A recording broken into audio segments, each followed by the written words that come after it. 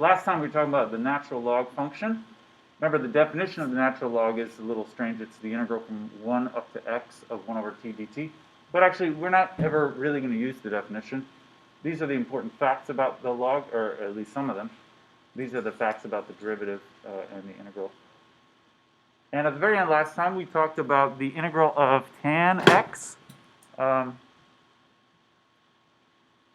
hope you don't mind if I sit over here.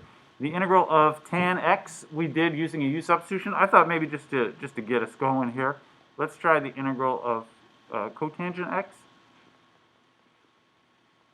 We're going to do a similar u substitution. If you still have your notes from last time, it'll look almost exactly the same. We write the cotangent. Remember, the tangent is the sine over cosine, and the cotangent is 1 over tangent, which is the reciprocal, which would be cosine over sine. So this is integral cosine x over sine x. Good morning. Good morning. I got one of these.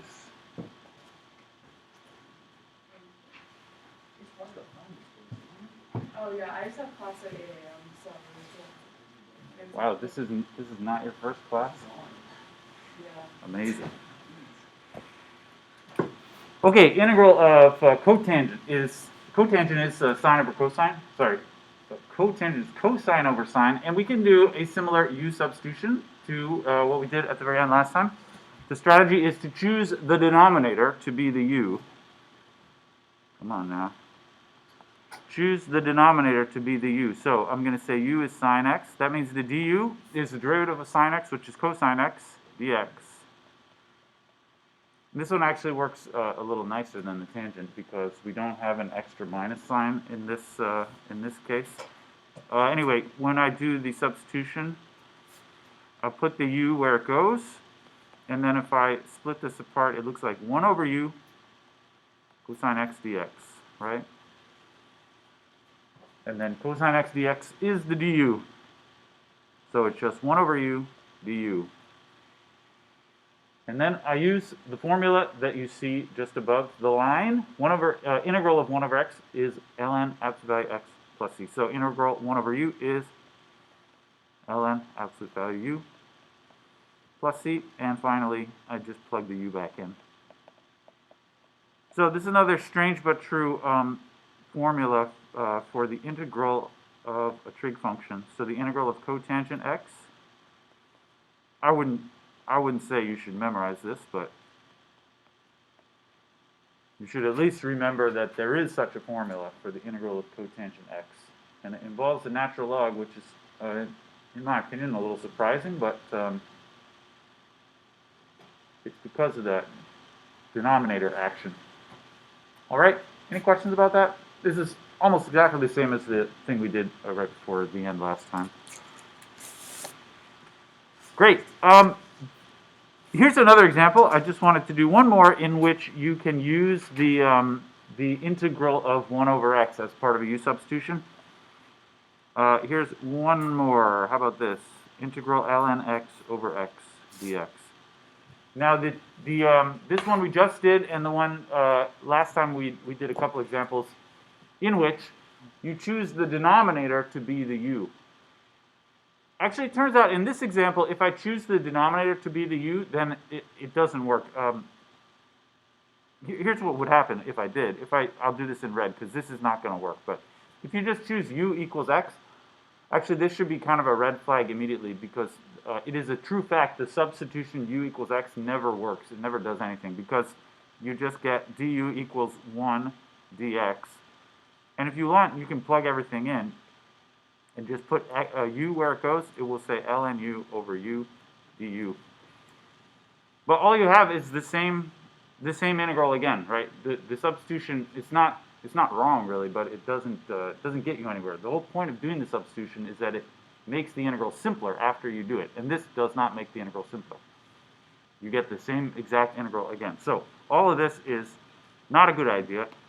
In fact, u equals x is never a good idea when you're doing substitution. My only other choice really would be u equals ln x. I mean, there's nothing else you could possibly do in this case. But it turns out this one will actually work. Then the du, what's the du going to be here? 1 over x dx, right? That's because the derivative of ln x is 1 over x. And actually that, I do feel good about that because I see this 1 over x is going to be like that denominator x there. It's going to work out. So this becomes integral u over x dx. And then I can split this up as u times 1 over x dx. And 1 over x dx is du. So substitution worked pretty well, right? Integral of u du. Okay, let's do the integral. What's the, what do you say, the antiderivative of u du? Yeah, 1/2 u squared plus c, of course. Oh, as always. And then you put the, plug the e's back in. So that's it. 1/2, and I get ln x squared. There you go. All right, so this is another case of using the old integral sort of, this is an integral involving the natural log, although you don't actually use the natural log as the, we're not actually using the rule about the integral of 1 over x is the natural log, right? It's actually the other way around, okay? Let me just say this. Is there a formula for this? Anybody know a formula for this? The answer is there kind of is a formula, but this is not really something that, it's not a simple formula. It's not a typical thing that people have memorized. Like, for example, I do not have this memorized. Let me just say, we're going to talk about this eventually using another trick, but you can't do this integral easily just from the definitions. And you also can't do this integral by doing a u substitution. So this requires a slightly more difficult trick, which we will get to eventually, but for now, I'll just leave that as a unresolved integral. All right. I think this is all I wanted to say about integrals and derivatives involving logs. Any questions about it? Yeah.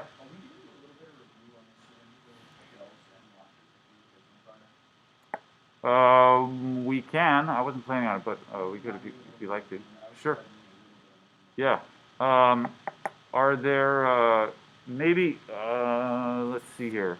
So I had one more thing to say concerning the logs before we move on to the next section. So let me do one more thing, and then maybe we can do a couple of those examples. Sound good? All right. Let's try. Okay. One last thing about the ln.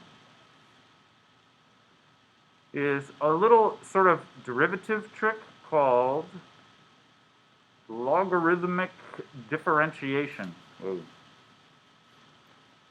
Differentiation. Logarithmic differentiation. This is a trick that you can use the log to help in doing derivatives of complicated things. For example, here's a function that I would like to find the derivative of. Now, you could find this derivative just by using stuff you know from, basic stuff from calculus. The quotient rule, the product rule, the chain rule, right?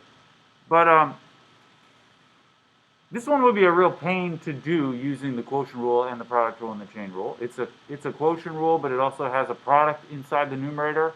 And part of that product in the numerator involves a chain rule because you have this 10th power here. So this is, I will say, a real pain to do. By do, I mean take the derivative, right? If I asked you to find the derivative, you could do it using all the product, quotient, chain rule stuff. It's a real pain to find dy dx using product, quotient, chain rule, right? Possible, but you wouldn't really want to do it that way. There's another way, which is referred to as logarithmic differentiation. Even though this problem has nothing to do with logs, you can use the natural log to make it easier to take the derivative here. Here's the idea. This is sort of a trick. You take the natural log on both sides. So I just mean you just write ln on both sides, right? X squared 7 plus x to the 10 over 5x plus x, okay? And then simplify as much as you can. Now, on the left side, you can't do anything with that. It's just the natural log of y. But on the right side, you can rewrite this by using those rules about log of a product and log of a quotient that we talked about last time. So take the ln on both sides, simplify the right-hand side,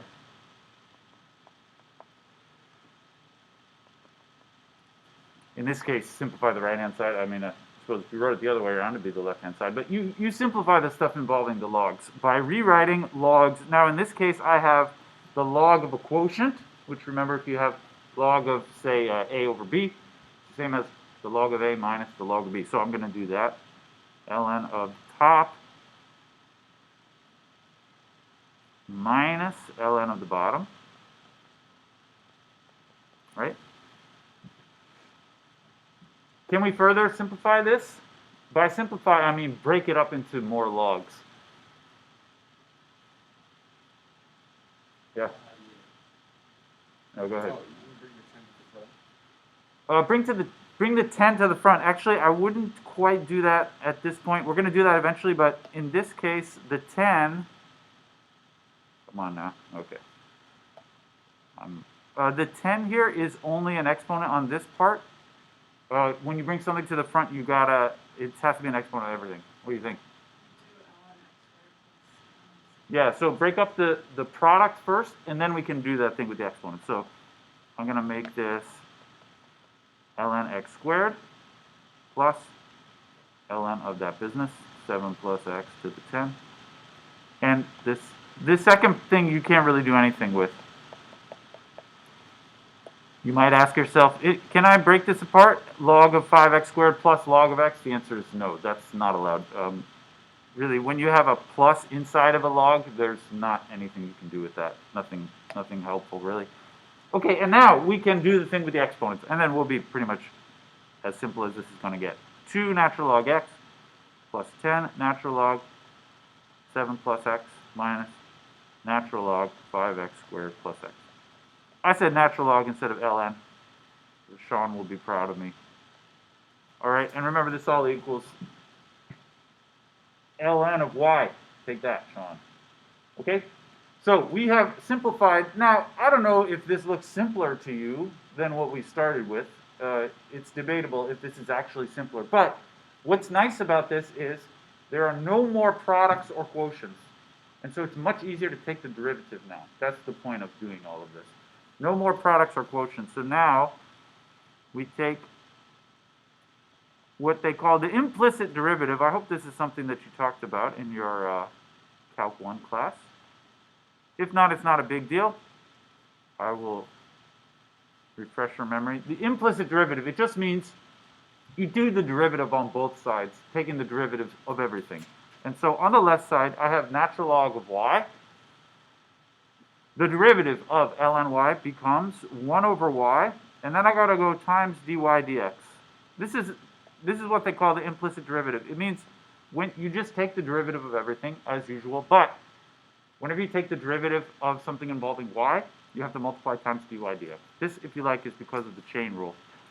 The derivative of log of something is 1 over the something, and then you got to multiply times derivative of the inside, which in this case was y. So that's the derivative of the inside is dy dx. And on the right side, we take the derivative of everything, just the totally normal derivative. You don't have to worry about any dy dx's because it's all x's. So, and these are easy to do. You just go down the line here. 2 log x becomes 2 times 1 over x plus 10 ln 7 plus x becomes 10 times 1 over 7 plus x. Now, when I have something more complicated inside the log, you have to remember to do the chain rule. So I have to multiply here times the derivative of the inside. But in this one, the derivative of the inside is just 1, right? 7 plus x, the derivative of that is 1. So here, I had to remember to do the chain rule, but it didn't really matter. On this last one, it does matter. I'm going to get 1 over 5x squared plus x. Ooh. Times the derivative of the inside is 10x plus 1, like so. All right? So the point of taking those logs at the very beginning was to be able to do this derivative that I just said without using any product or quotient rules. That's the whole point of this. All right.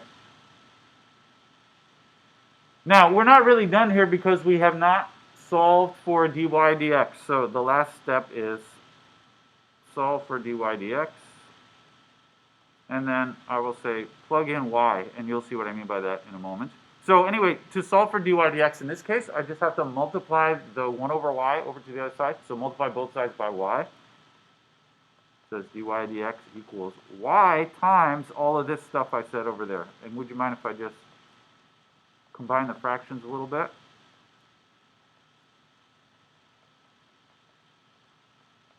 Like so, all right? This is the derivative now, which is what I wanted, the derivative. The only thing I don't like about this is not my final answer because it has a y in it. The derivative, you should be writing everything in terms of x, not leaving a y in it. So this is the final step. I said plug in the y. Plug in the y means if you look up, you can't see it anymore on the screen, but if you look up a little bit, you will see way at the top, right here, y equals that in terms of x. So if I want my final answer purely in terms of x, you can just plug all that stuff back in for y when you see it down there. Now, I can't quite keep it all on my screen at the same time. But anyway, the final answer, which looks a little crazy, dy dx equals, okay, instead of y, I plugged the original formula for y, which was x squared, 7 plus x to the 10 over 5x squared plus x. That was the y. And then over here I have all this other stuff. 2 over x, 10 over 7 plus x minus 10x plus 1 over 5x squared plus x. All right, and this is my final answer. This is called logarithmic differentiation. It's a trick to avoid doing the product rule and the quotient rule, right? So actually, I mean, it is a fact that you could always do this. Like any problem that you've ever seen involving a product rule or a quotient rule, you could do it this way instead. It's not always going to be easier to do it this way, but it is always possible to do it this way instead. Logarithmic differentiation. It's a good idea when you have, say, a product of 10 things. You would never want to do the whole product rule 10 times. You would do it this way instead. Yeah? Yeah, using the natural log. If you use a log of a different base, then the derivatives all become slightly more complicated. Not much. I mean, you have to, if you know the formulas, it's not a big deal, but there's no reason to use a log of a different base. Yeah. Excellent. All right.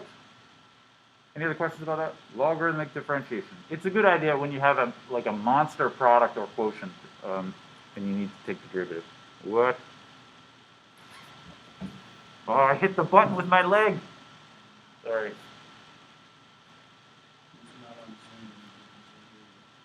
Yeah, the Zoomers can still.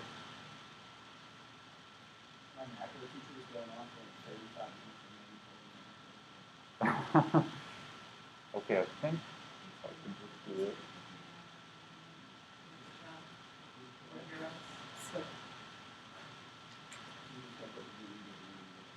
Sorry, I'm not sure what exactly.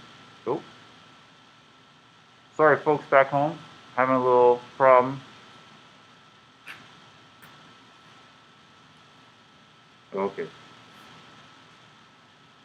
think we'll have to wait for these guys. Huh? Sorry.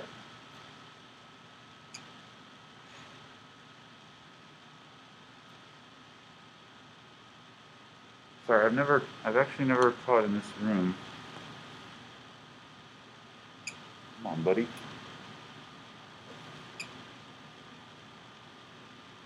Oh, all right.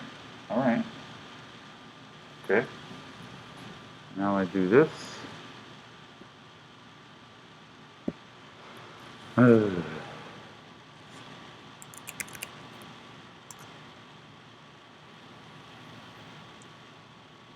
I got a good feeling. All right.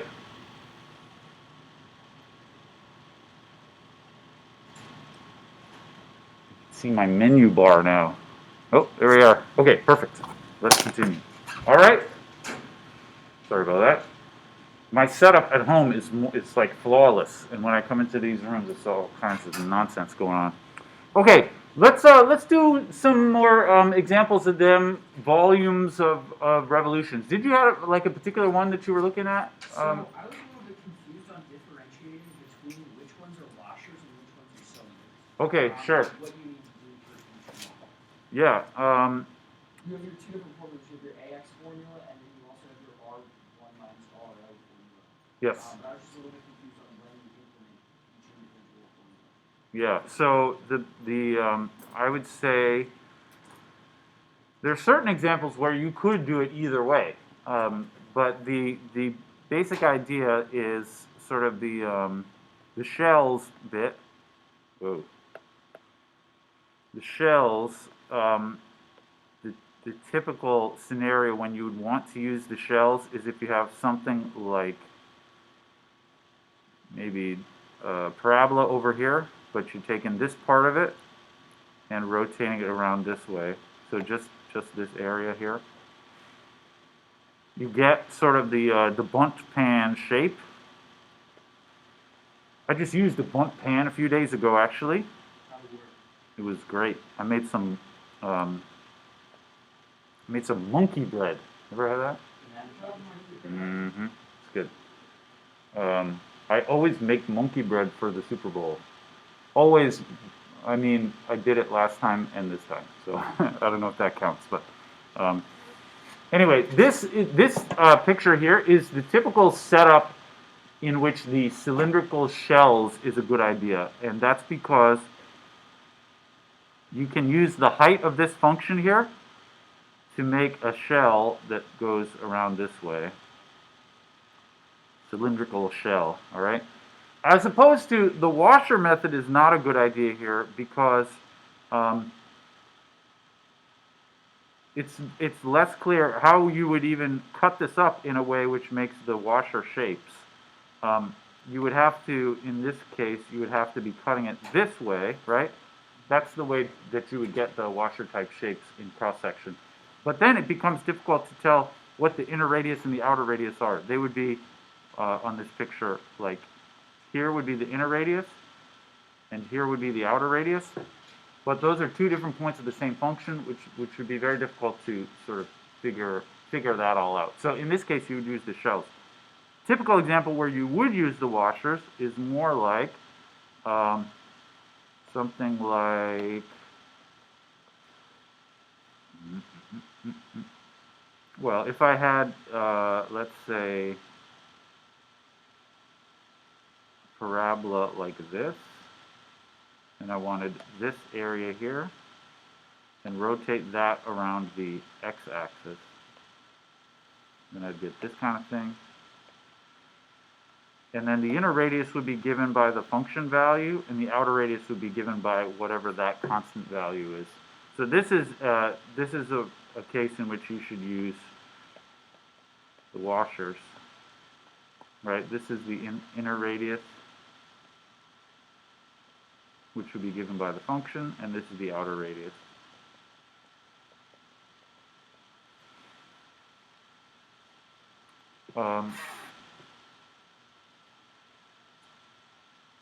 Yeah, in this one, the shells would be much harder to do for this particular example.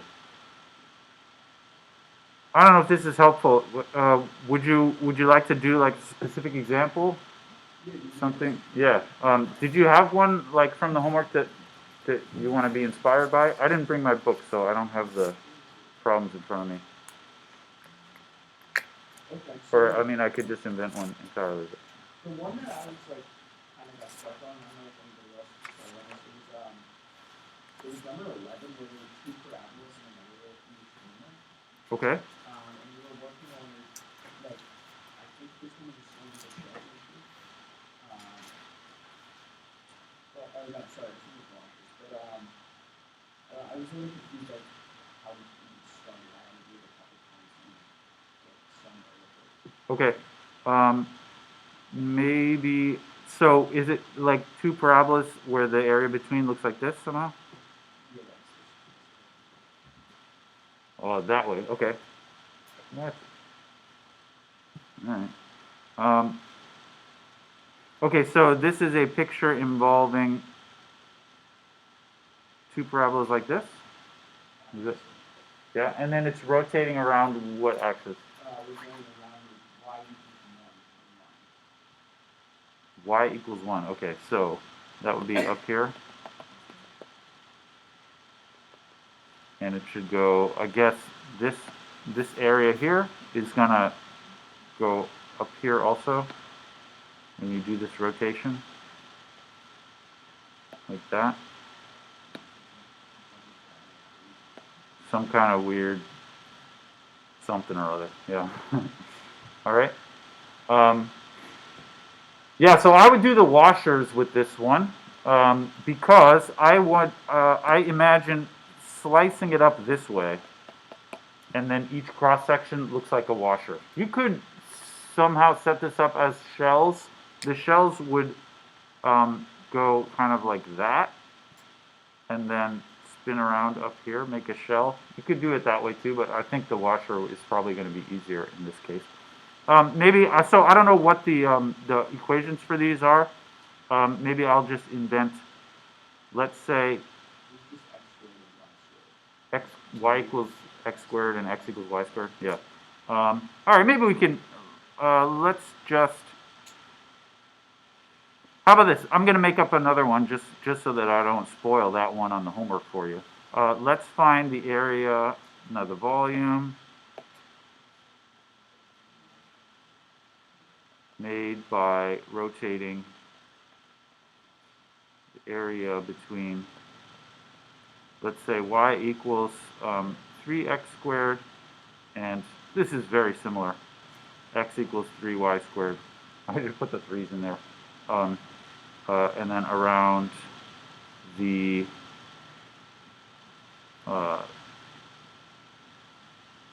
let's do it around the x-axis. So this makes it slightly different. So the picture is similar, only it goes way up, steeper. Actually, in order to do what I want, I'm going to have to make this a 1/3 y squared. Let's see why. 1/3 y squared.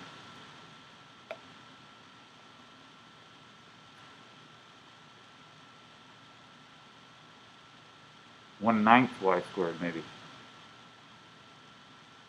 trying to make it so that they meet at this point. 3.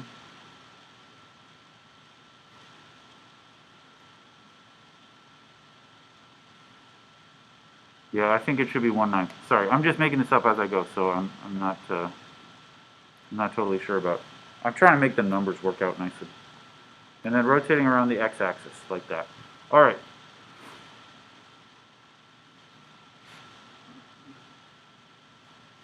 So this curve is y equals 3x squared. What about this curve? We should begin by putting them both in terms of y, right? Because I mean y equals something in terms of x.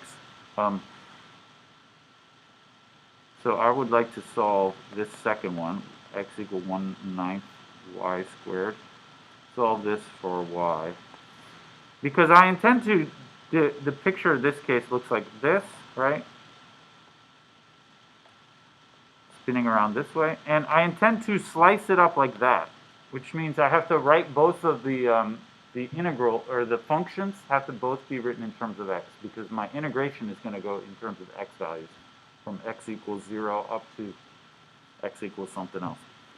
All right, so I'm going to write both of the equations as y equals some business in terms of x. How do we solve this for y? We can just multiply the 9 over, 9x equals y squared, and then take a square root. It'll say y equals square root of 9x. Yeah, which is, if you like, you could factor a 3 out of that. 3 square root of x. That's why I put the 9 in there. I wanted it to be 3 at the end there. Yeah. Would you like to account for it if also be negative 3? Or is it just since the graph shows us that it is positive, this is square root? Yeah, well, actually, the whole graph of this, it's not a function. It looks like that. So you do get the top and the bottom, but for the purposes of this picture, the top is sufficient because we're going to rotate it around the x-axis anyway. So the bottom part doesn't matter. Yeah, that's a good. Like ordinarily, if you're just doing pure algebra, you would have to put a plus or minus here, but in the context of this problem, the minus doesn't matter. Good question. Okay, can we decide what the so you know my integral is going to be integral from a to b of pi times the outer radius squared minus the inner radius squared dx, right? This is the formula for the washers method. What are the a and the b going to be? The a and the b are the boundary values sort of x's here, right? The range over which I'm doing the integral. Now the left one is 0. You can tell by looking at the picture. What about the one on the right? You have to figure out where exactly do those two curves meet up. What is the x value on the right? I tried to cook these numbers so that you would get 1 for the answer. So the a is 0, right? That's clear enough from the picture. But for b, we need to find the intersection.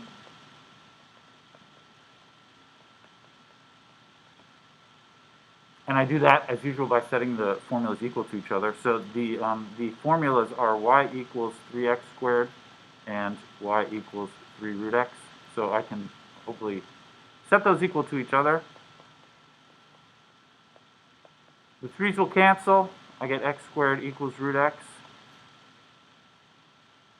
How can we solve that for x? A little strange.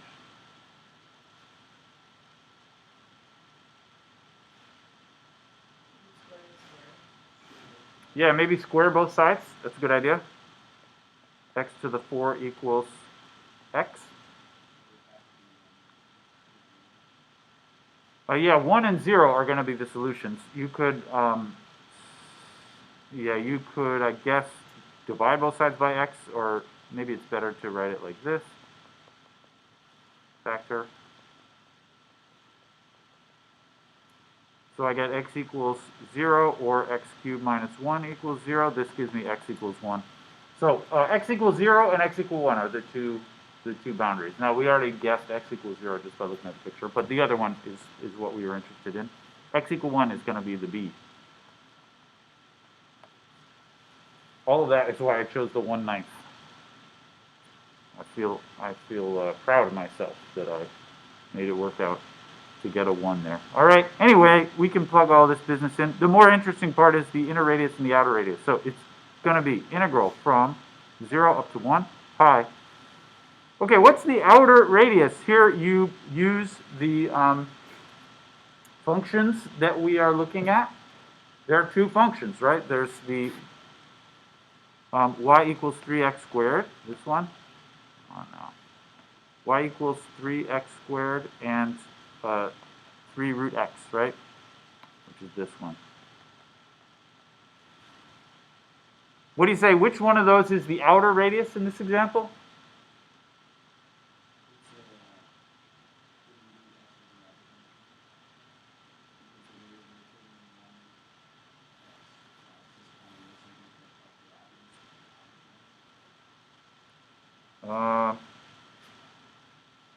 Yes, you're right. Sorry, I was confused by my picture. Yeah, 3 root x is on the outside. Yeah, because the picture is like this, right?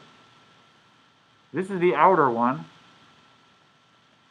and this is the inner one, right? And the outer one, in this case, was the 3 root x. So it's going to be 3 root x here, squared, minus, and then the inner one, which was 3x squared. Right? And we can simplify a little bit. 0 to 1 pi. This is going to be 9x minus 9x to the 4. And then this is a simple integral to do. Oh, yeah. Yeah, I got it right eventually, but yes. And it is 9x to the 4.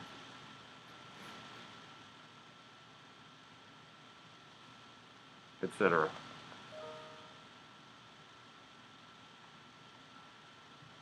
Anybody have any questions about that one?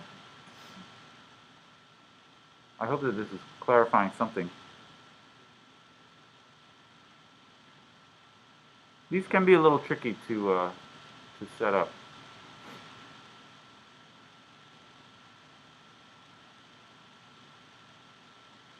Now, in your case, the case of the problem in the book on the homework, it's almost the same. The axis of rotation is in a different place, which I think means in that example, the inner and the outer will be the other way around, just because of where the rotation axis lies. But you'll see when you think it through. All right.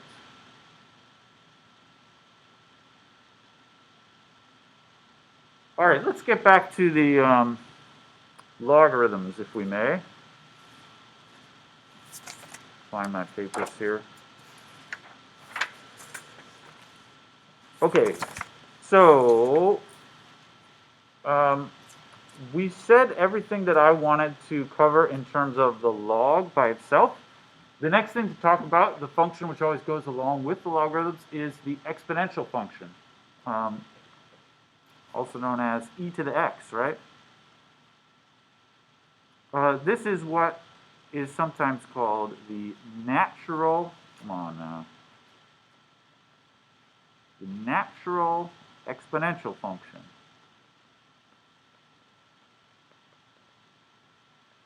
You know, as you know, we haven't really talked about this, but there are different logs. The ones we've been talking about is the natural log, and there are different exponential functions.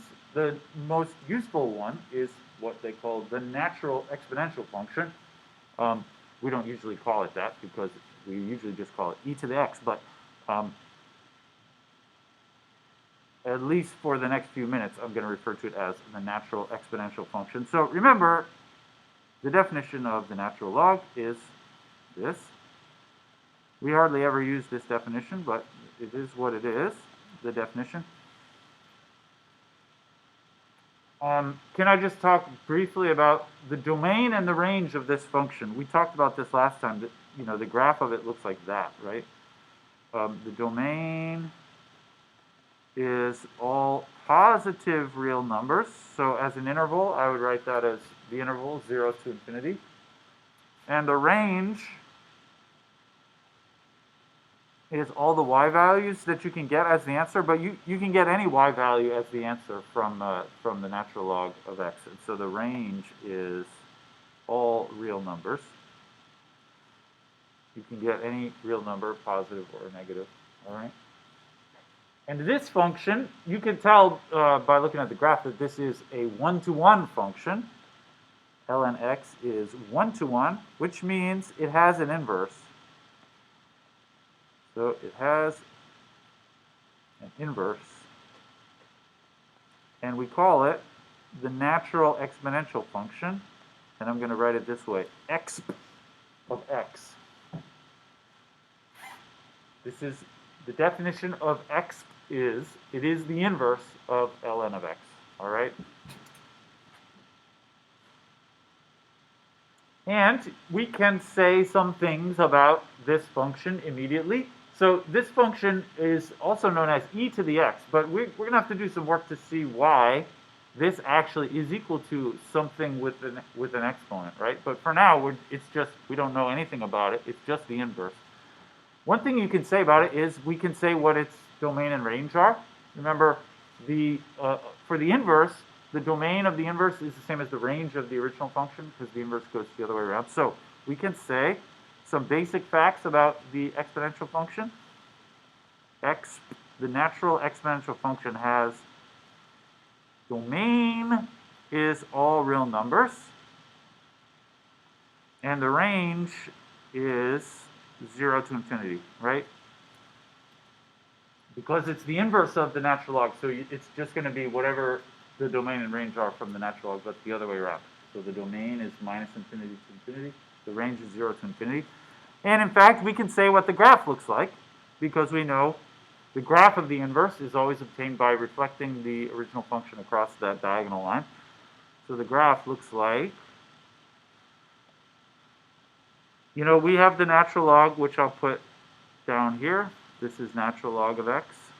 And then if I reflect this across this line, the diagonal line, y equals x, it gives me a picture like this. This is the graph of the exponential function, x of x. You can't really see the yellow on the screen here, but I was trying to make it less visible anyway. All right, the graph of the exponential function, it looks like that. Where this point, you know, for the natural log, that's the x value 1, and so this one has the y value 1 right there, right, because of the symmetry across the line there. All right. Okay, great. I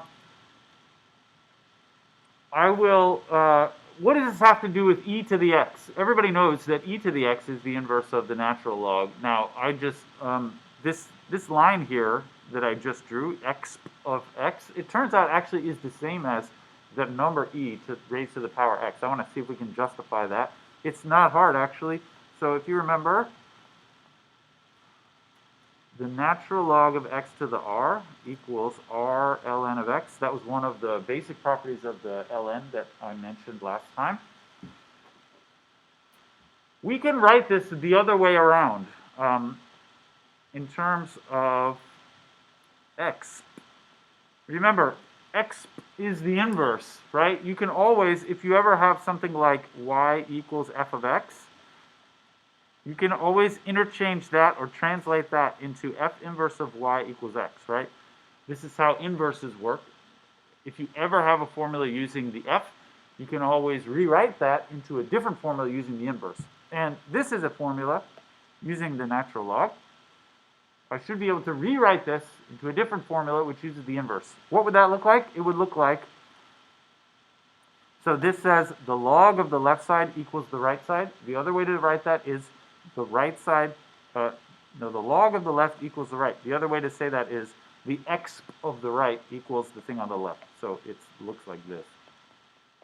X of r ln x equals x to the r, right?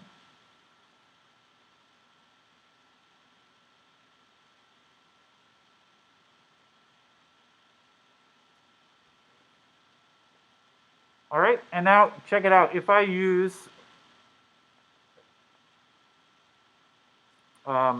x equals the number e, it says x of r ln e equals, sorry, I meant to use, what am I doing here? Sorry, I got confused with my,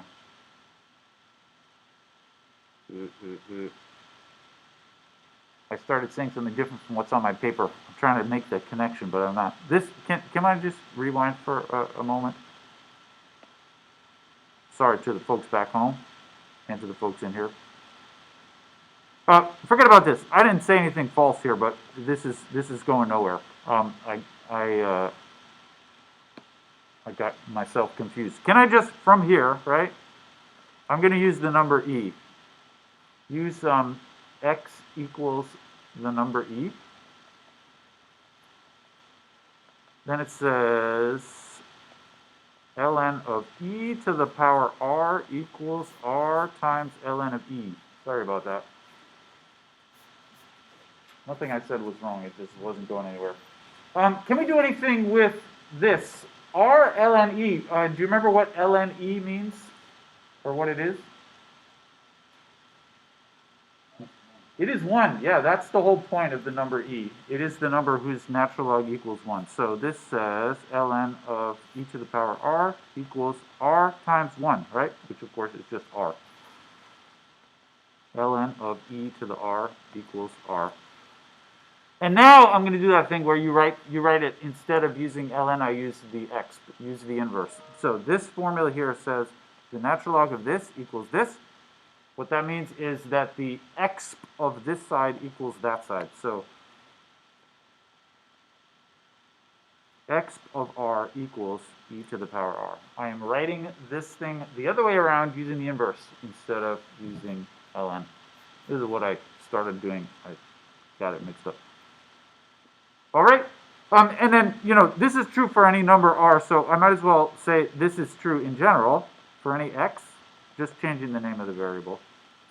This is what we've all been waiting for. The exponential function, the natural exponential function, that is the inverse of the ln of x, actually equals e, the special number e, to the power x. All right? So, the inverse of ln x is e to the power x, all right? And now, from now on, I'm never going to write this exp of x. The reason we wrote that for a while is because the definition of the exp was just as the inverse of something, but we didn't know anything about how it works. Now we know that this function, the inverse, actually is equal to powers of the special number e, all right? So the inverse of the natural log x is this function, e to the power x. All right, and one thing we can say immediately, I mean, this, we kind of already knew this before, but remember, the idea behind an inverse is you can plug the inverse inside of the other thing and they like cancel out, so these are some things you get for free. Because these functions are inverses, it means when you plug one inside of the other, the functions cancel out and you just end up with x again. All right? Because ln is the inverse of e to the x, that means the natural log of e to the x is x, and also e to the power natural log of x is x. All right, these are basic facts about ln of x and e to the x. All right, and I think maybe we got 2 minutes left, but I think we'll leave it at there, if that's all right. All right. See you all next time. I think my my technology setup worked okay. I will remember not to hit the button with my leg. Yeah. All right. See you next time. Yes, we will begin on Friday with our quiz again, as usual. Covers the stuff that was on the homework.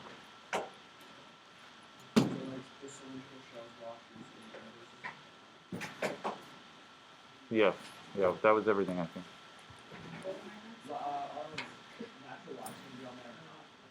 No.